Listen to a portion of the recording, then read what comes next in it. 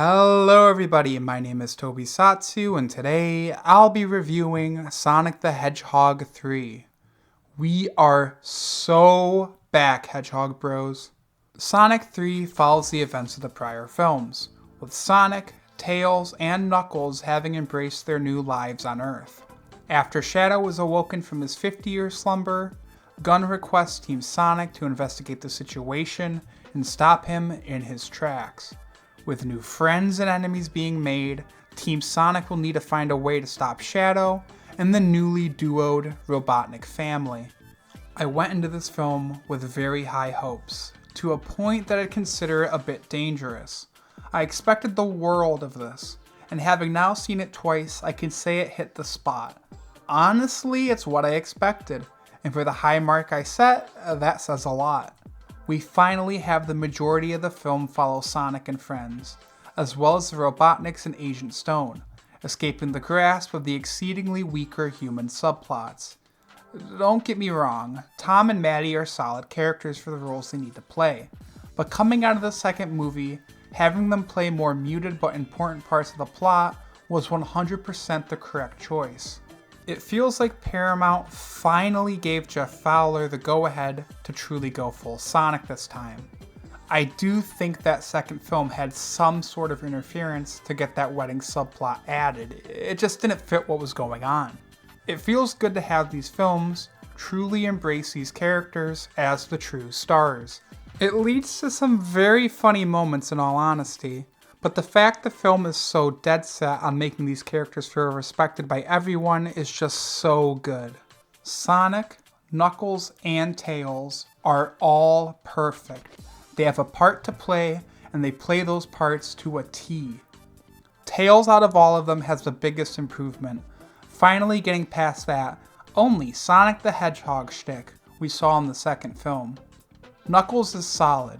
Idris Elba continues to be one of my favorite portrayals of the character, and Sonic, played by Ben Schwartz, once again kills every single moment he's in, which he is tasked to do quite a bit more in this film compared to the prior entries. Some of the jokes they have with each other don't land, but for the most part this trio is quite the bunch, with their dynamics and relationship to each other being handled amazingly. Of course, Jim Carrey returns as Ivo Robotnik, but now he's also playing his grandfather, Gerald. Once again, Carrey cooks, and the performance he plays for both of these characters are absolutely fantastic, especially Gerald this time around. Gerald is a bit of a far cry from the one we got in the games, but there's underlying traits that are brought over. I won't go into it here, but the dynamic these two have sucks you in quite a bit. Agent Stone, though here much less than prior, is enjoyable. He's a character I find really endearing, and the story arc they put him through is perfect, and feels like a great point to leave him at following the previous entries. I'm sure you're yelling at me to get to the point, so I will bring up the biggest aspect of this entry, the reason the hype is as palpable as it is. Shadow the Hedgehog. Whoo boy, Jeff was in the kitchen cooking. Shadow was played by the ever amazing Keanu Reeves, and he really does an incredible job. He hits just about every beat he needs. He does an incredible job becoming Shadow. I was genuinely surprised to not hear Keanu when watching Shadow. Don't get me wrong, there are times it bleeds through, but he does just enough with his voice to mask himself. And the character of Shadow is just so engrossing you begin to lose yourself in his scenes. He is a damn badass, and the trailer should have you looking forward to his screen time. Trust me, you haven't seen anything yet. One of my very few complaints with this film is that I wish we got more time for Shadow's backstory to breathe. In multiple ways, honestly. It does just enough where you get the gist of who he is and what he's been through, but certain things are mentioned but never delved into. I think this does kind of grow into the other aspects of the film as well, where sometimes I do wish we got a moment just to take everything in. Something to keep in mind for fellow Sonic nerds as well is that this is not an exact adaptation of Sonic Adventure 2. but it does have aspects that are taken and in some cases reimagined from that story. I assume most people knew this going in. I know I did at least, but it's a good expectation to set if you've yet to see the film. The comedy overall is still pretty solid, with some hits and a few more misses than usual. I will say this film does at times have issues balancing the comedy with the drama and tension it builds for itself. It's kind of the norm with these films, but I do wish at times they dialed it back and let those impactful moments swell. The big thing for some, the action, is absolutely the best of the trilogy. I guarantee there will be moments where you are locked in and straight geeking as a Sonic fan, or as a fan of crazy action. People have been comparing some of it to Dragon Ball, and that is the perfect comparison.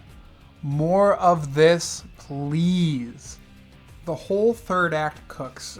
Just the whole thing is incredible and a great way to top off the film. I'd also like to note that the CGI all around looks really good. You can tell that the budget they had went into the film. At no point did I ever look at the movie and think, man, that scene looks really bad. And trust me, for modern day Hollywood, that's pretty damn solid. This whole film is just an absolute blessing to Sonic fans, and this trilogy, soon to be a franchise, as a whole carries so much meaning for me. From playing Sonic Adventure in colors as a kid, to seeing my little brother grow up with these films, and having him get into the franchise, I'd be lying if I didn't say I have a little bias. But it just feels like they got the formula, and that the films going forward are going to have the right focus set, and hopefully some incredible stories to tell. Trust me, there's plenty of good material. The film has heart, and each time I rewatch these films, it brings me back to my childhood and the films and games I used to consume back then. I care about these characters, and I would go as far as to say that this is the best video game adaptation yet, and easily one of the best films this year. Based on my initial impressions, I give Sonic the Hedgehog 3 an 8 out of 10.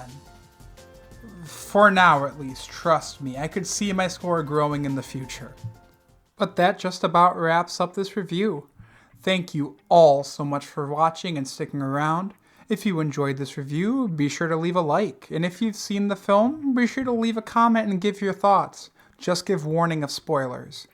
If you have any critiques or things I can do to improve my videos, be sure to leave a comment on that as well, and if you really enjoyed, be sure to subscribe. Trust me, I've got much more coming. For now though, thank you all so much for watching. This has been Tobisatsu, and I hope that you have a great day.